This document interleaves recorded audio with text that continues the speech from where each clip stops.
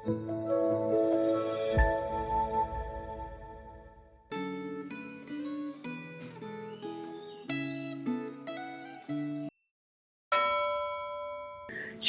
Bapak Ibu Saudara, hari ini kita akan belajar firman Tuhan dengan tema Tuhan menetapkan tugas pelayanan.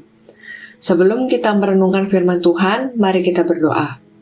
Tuhan Yesus, terima kasih untuk hari ini, kami boleh datang untuk mendengarkan suara-Mu. Bukalah hati kami, terangilah pikiran kami, dan ajar kami memahami firman-Mu. Biarlah firman-Mu mengubah hidup kami. Dalam nama Tuhan Yesus, amin. Firman Tuhan hari ini terambil dari 1 Tawarik 24, tetapi kita hanya akan membaca dari ayat 5 dan 19. Dan orang membagi-bagi mereka dengan membuang undi tanpa mengadakan perbedaan, sebab ada pemimpin-pemimpin kudus dan pemimpin-pemimpin Allah, baik di antara keturunan Eleazar maupun di antara keturunan Itamar. Itulah jabatan mereka dalam menyelenggarakan ibadah setelah mereka masuk rumah Tuhan, sesuai dengan peraturan yang diberikan kepada mereka dengan perantaraan Harun, bapa leluhur mereka, seperti yang diperintahkan kepadanya oleh Tuhan Allah Israel. Pembagian kelompok tugas di Bait Suci untuk orang Lewi yang bukan imam ditetapkan sendiri oleh Daud. Akan tetapi, untuk pembagian kelompok tugas para imam, Daud melibatkan Zadok dari keturunan Eleazar serta Ahimelek dari keturunan Itamar. Anak-anak Harun ialah Nadab, Abihu, Eleazar, dan Itamar.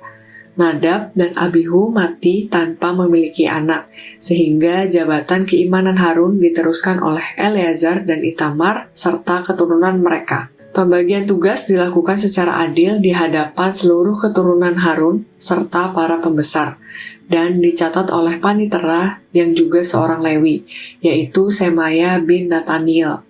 Supaya pembagian tugas bisa adil dan tidak terjadi pilih kasih serta tidak ada pembedaan berdasarkan senioritas, popularitas, atau reputasi, dipakailah cara undi. Cara ini dipakai bukan atas dasar percaya pada nasib baik orang, melainkan atas dasar percaya bahwa Tuhan sendiri yang menetapkan kelompok tugas melalui undian tersebut. Mereka menetapkan 24 kelompok yang bertugas secara bergantian sepanjang tahun. Ada 16 kelompok dari Bani Eleazar dan 8 kelompok dari Bani Itamar. Kelompok dari Bani Eleazar lebih banyak karena memang jumlah kaum keluarga mereka lebih banyak daripada kaum keluarga Itamar.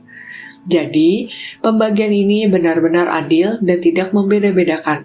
Tentu saja, ratusan tahun kemudian, kelompok-kelompok ini berubah, apalagi setelah terjadi kemunduran dalam pelaksanaan ibadah di masa pemerintahan keturunan Salomo yang memuncak dengan dihancurkannya Bait Suci oleh Babel.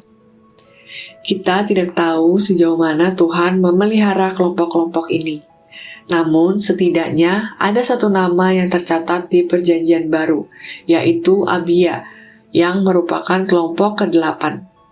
Dalam Lukas 1 ayat 5 disebutkan bahwa Zakaria, ayah Yohanes Pembaptis, adalah imam dari rombongan Abia. Tuhan memanggil setiap orang untuk melakukan pekerjaan tertentu yang membuat ia menjadi berkat bagi orang lain, mulai dari komunitas terkecil, yaitu keluarga, sampai kelompok masyarakat luas, bahkan dapat mencakup seluruh kota, negara, atau lintas negara. Sebagian orang mendapat panggilan untuk melakukan tugas yang spesifik, seperti para rohaniwan atau misionaris atau profesi tertentu. Mereka yang dipanggil secara khusus pasti dapat merasakan panggilan itu, baik dari dorongan kuat dalam dirinya atau dari cara lain yang Tuhan pakai. Yang paling umum adalah Tuhan memanggil seseorang melalui talenta, minat, atau kondisi lingkungan. Apakah Anda meyakini bahwa apapun panggilan kita, Tuhan akan memperlengkapi kita dengan kemampuan yang diperlukan bila kita mengerjakan panggilan itu dengan antusias dan setia? Mari kita berdoa. Tuhan, terima kasih atas firman-Mu. Tolong kami peka mengenali panggilan-Mu dan setia menjalaninya. Perlengkapi kami dengan kemampuan untuk menjadi berkat bagi sesama. Dalam nama Tuhan Yesus, kami telah berdoa dan mengucap syukur. Amin.